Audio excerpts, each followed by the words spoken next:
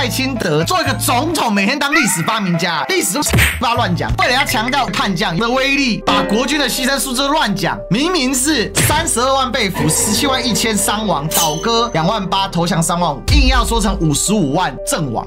真是高手！赖清德，你终于承认你是内战了，是不是？你们民进党那些台独根本就不屑国共内战，他们说不应该把台湾拖入错误的内战叙事。那我就问，两岸的现状是怎么来的？台湾是空降之岛吗？好玩的地方来了，赖清德自己都显露了国共内战的成败，所以不要再骗了啦。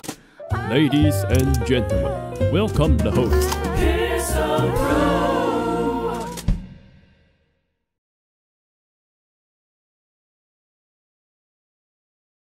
赖清德又谈国共内战，被郑丽文打得满地找牙。11月22，黄百韬将军殉国纪念日。黄百韬的本名是黄兴，外号叫杂牌将军。早年基本上都在军阀的部队里面作战，并不是非常被重视的。直到后来国共内战的时候，刚好被收编为蒋的嫡系。黄百韬对日抗战期间，并没有非常显著的战绩，属于后方的部队。直到国共第2次内战，3大战役接连爆发，黄百韬才上最前线。所以黄百韬他是一个很特别的存在。首先，他早年根本不是蒋的嫡系，而且出身其实很低，是随着历练慢慢的往上升职。可他不是那种打大战的将军，后来就成为第7兵团的司令官了。但是他的部队其实是改编部队，所以他的部队并不强，在徐蚌会战当中并没有成功。在碾庄战役的时候遇到了粟裕来截击，所以黄百韬最后在碾庄战役之中就被围歼，整个兵团几近于崩溃。蒋中正看到形势不利，就在1948年的11月12号下令杀俘，决一死战了。所以黄百韬打到最后一兵一卒，据说他是用手枪来自杀，共军是说他被击毙的。那黄百韬的军团覆灭了，造成了徐蚌会战最终国民党大败。辽沈战役、徐蚌会战、平津战役这3个战役接连发生，所以3大战役打完，国军直接损了150万，老蒋基本奄奄一息。国民党在大陆的败局就完全之后，长江以北几乎成为共军的势力范围。所以李宗仁1949年的1月21号开始代理总统，因为3大会战彻底失败，蒋中正下野。当时李宗仁就提出一个说法叫划江而治，长江以南归国民党政府，长江以北归共产党管理。但是这个说法完全被毛泽东给否定了，所以才有后来的共军渡江。那后来李宗仁扛不住之后就称病中理，他中理之后没有人找到他，只好让当时的行政院长阎锡山上来代理总统。共产党也知道老蒋要到台湾，所以共产党实行多边策略，一个是尽速的把沿海的岛屿都拿下，包括海南，所以王虾的老家就沦陷了，他们在解放。另外加紧对台湾的攻伐，但是因为台湾海峡远比琼州海峡还来得大，所以攻伐也很困难。而且1950年韩战就爆发了，大陆叫朝鲜战争，所以第7舰队就协防台湾，共军就过不来。1950年的3月，老蒋复行逝世，接下来就进入马场町白色恐怖时期。所以从1950年开始就大肆的抓捕在台湾潜伏的中共跟中共地下党员，抓到最大咖就是台省宫的书记蔡孝乾。蔡孝乾把沉默的荣耀无实给供了出来。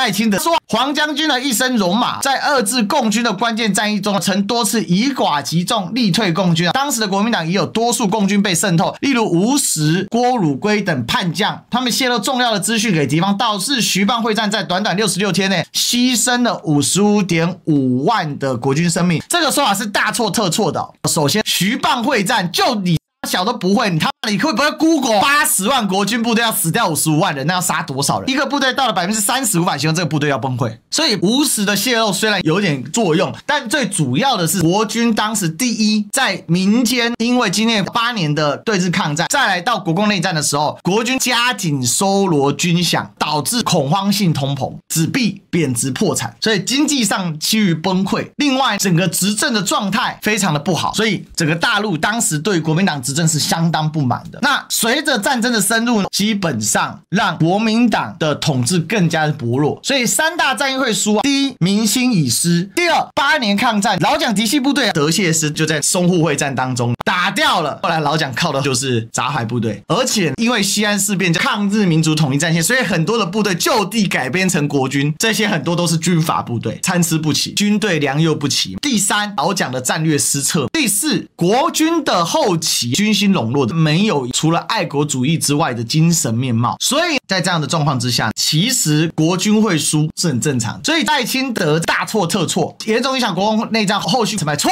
，3大战役是同时爆发，几乎同时打完，历史乱讲，这最简单的事情。做一个总统，每天当历史发明家，真是高手。为了要强调吴石跟郭汝瑰叛将的威力，把国军的牺牲数字乱讲，明明是32万被俘，17万1000伤亡，倒戈2万8，投降3万5，硬要说成55万阵亡，乱写一通。而且美国对中华民国的背叛尤为杀伤士气，所以老蒋在日记当中，每次提到马歇尔就写他叫马夏尔，气得要死。黄将军他所展现的忠诚、勇气跟责任，留给台湾深刻的提醒，是吗？今年为了恶心人而纪念的吧。来，赖清德从来没有纪念过黄百韬，就只写过那么一篇黄百韬，可笑至极，突然之间变成黄百韬纪念诗了。再来，你要真深刻警醒，你应该从你当国大代表从政的时候，就每年说我要纪念黄百韬，甚至去编个黄百韬之歌，回顾这段战争当年多少志士英豪用生命力对抗共党威权。所以讲白了，黄百韬唯一对赖清德的用途是跟共产党打仗。可是你们民进党人是最不屑国共内战的。823难道是民进党在跟共产党打仗吗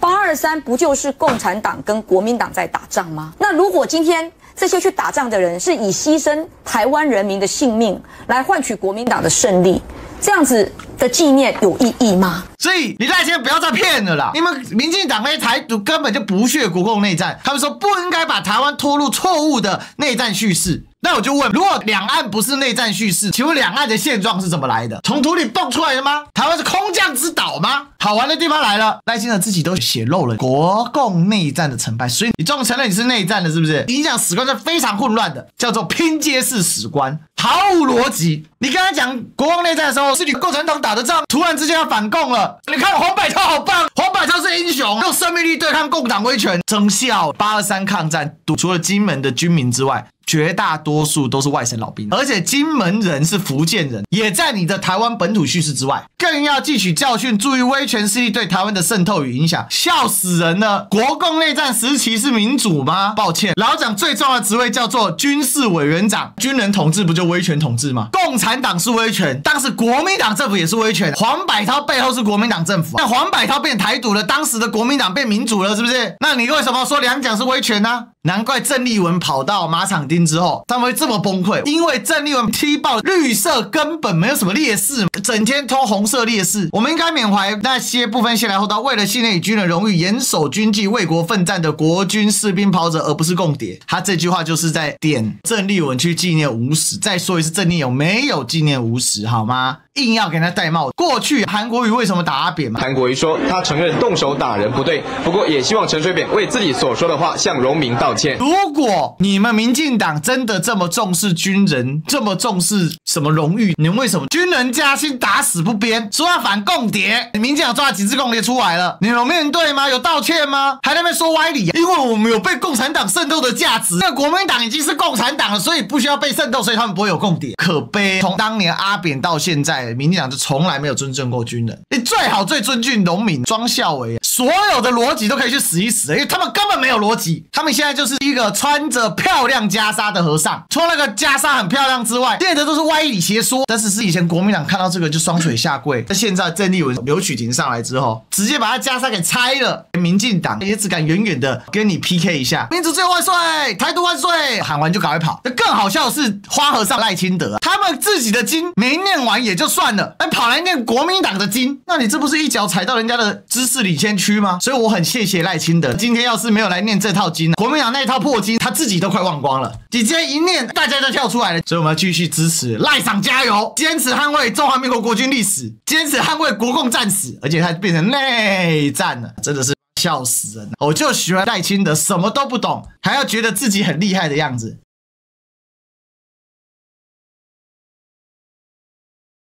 继续在精神同时，也要看我们的民主坚定反并吞反区来反对推进统一，反对改变现状，用实力来达成真和平。请问黄百韬是为了要反对推进统一吗？黄百韬的目标打败共产党，恢复国家统一。共产党是要并吞国民党吗？不是，他是要打败国民党，建立一个统一的新中国。所以根本就在胡说八道。怎么叫用实力来达成真和平？恰恰国军就是用实力输得屁滚尿流。国共内战时期，国军数百万雄师都挡不住共军。今天的国军剩下16万人，共军200万人，后备部队3000万人。航空母舰3艘，1艘是电磁弹射福建舰，2艘滑跳式万吨大驱055。10艘吧，请问什么叫做实力达成真和平？不然为什么黄百韬输掉？你把历史拼接成这个太荒谬了，就每一个事情是讲对的，整个论述句不成句，样不成样，没有贯穿的概念。所以今天是黄百韬将军殉国纪念日，我要以中华民国3军统帅身份，向他及当年国军牺牲烈士敬上最高的敬意。真的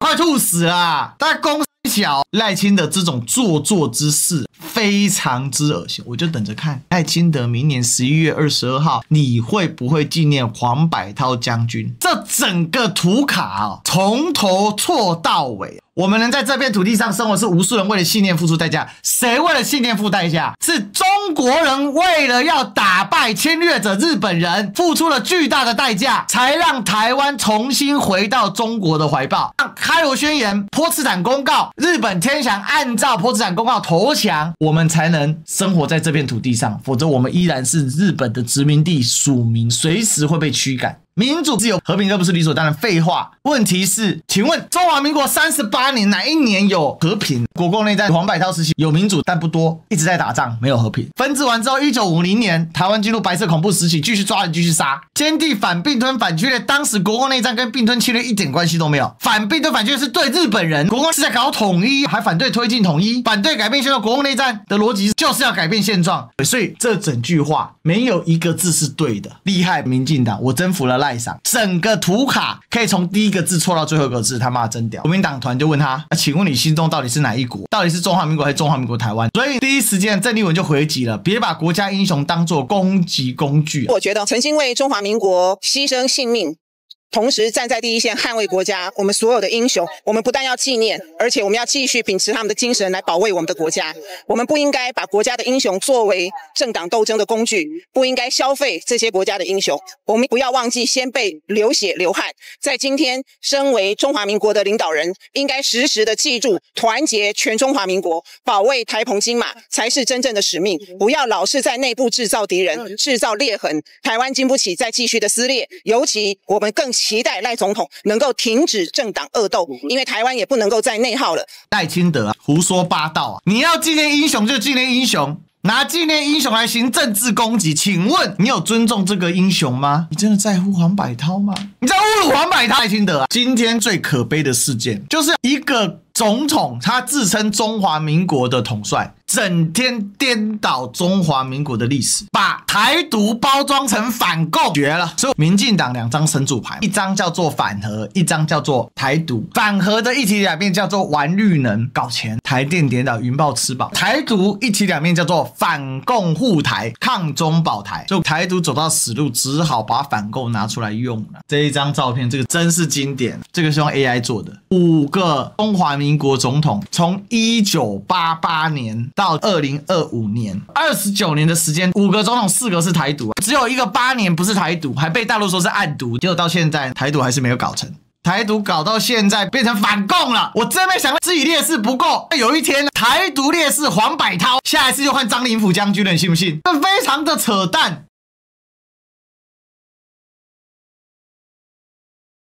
国民党党纪131年，郑丽文再酸赖清德，怎么会来祭拜两蒋？今天是中国国民党1894年创党以来131周年的党庆。大家都知道，国民党多少年没有政治领袖敢抬头挺胸的说，国民党是131年的历史，他们都把国民党131年的历史视为政治包袱，但我从中国历史这样子读下来啊，历朝历代都以本朝历史越长越好而自豪，就只有国民党作为现存在两岸最古老的政党，结果有一小部分的酒囊饭袋，党好老，这党好无聊，都过时了，我们要切割祖宗，叫出来讲，这些人又躲起来了，这跟青鸟行径有什么两样？可悲。我作为一个非党员，我看了都觉得非常堵。结果你让一个在民进党出生长大的2005年才在连战的邀请之下加入国民党的郑丽文担任国民党主席的时候，他可以毫不犹豫抬头挺胸，一开口就是国民党自1894年创党以来，也没有忌讳两蒋，比你们国民党一众的新兴泡泡还懂得历史，真的是很可悲。过去天天被民进党酸100年老党，现在终于抬头挺胸说本党最老，最有资格讲话，有没有这个资格？你如果熟读自己党的历史，你会落成这个样子吗？不读书，不用功，不做功课，遇到事情只会崩溃切割，动不动牙牙告不告苏苏 k 只会哭喊的，难道执政不好吗？国民党已经10年没有执政了，为什么？很简单，国民党已经忘记自己是谁了。一个人自己是谁都不认识，你怎么出去告诉人家你是谁？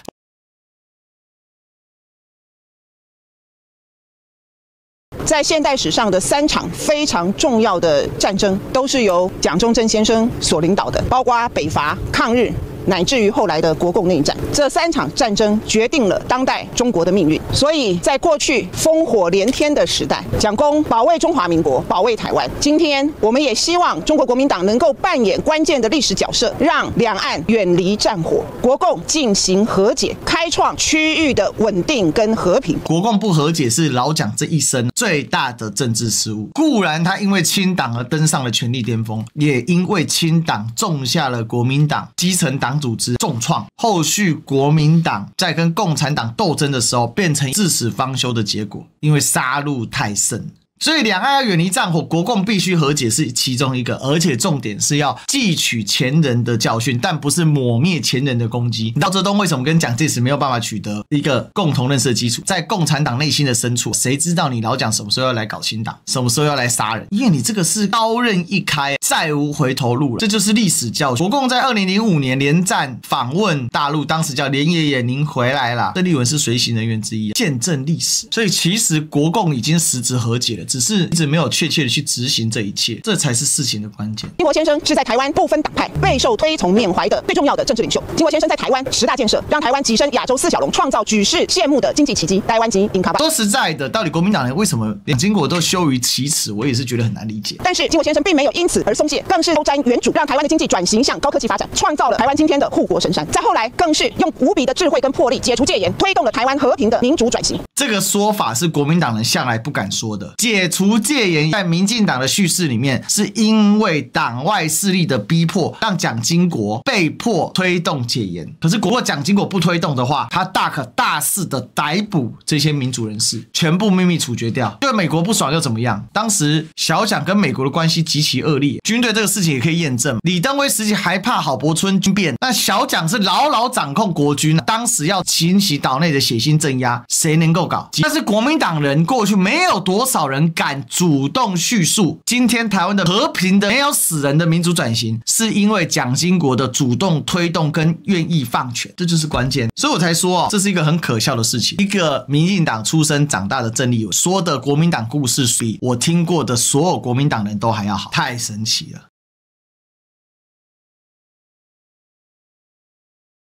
台湾民主转型之后，最大的受益者就是今天的执政党民进党，直接端破民进党假面具。民进党到底要偷窃多少历史真相，掩盖扭曲多少历史事实？你自己没烈士，马场町枪毙多数是红色烈士，国共内战战死的是蓝色烈士，结果你民进党到现在抽不了一个绿色烈士，每天都郑南榕。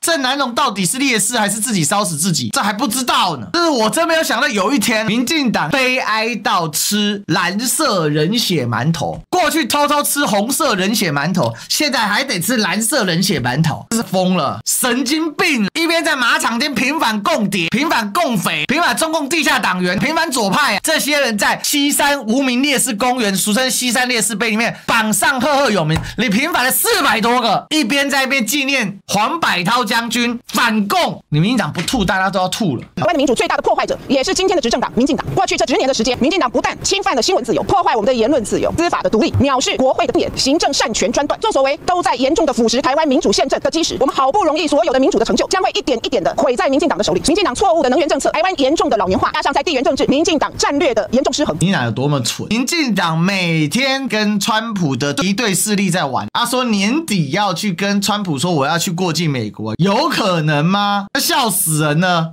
赖清德脑袋瓜到底在装什么东西啊？就没有一件事情做的是对的，蠢到这没药医，发神经也不自己这样发，那他偏要这样发，真的是疯到没边。一边跟川普说川黄黄可以让我过境美国吗？一边跟川普的政敌在那边开会，我告诉大家，我们是国际民主同盟，我们民进党有价值好棒棒，我们自由民主价值，我们向往国际自由民主多元平衡，拜托给我过境，拜托啦，对不起啦。一边在国内独裁威权，恶心政体，怎么样？国外就喊自由民主，你拿腾卡赫里神经病，看的人都精神分裂。所以我觉得清凉也是蛮厉害的。全世界上最愚蠢、最智障的政府就是民进党当局，做不死就要往死里做，干不死就要往死里干，干死自己就是民进党。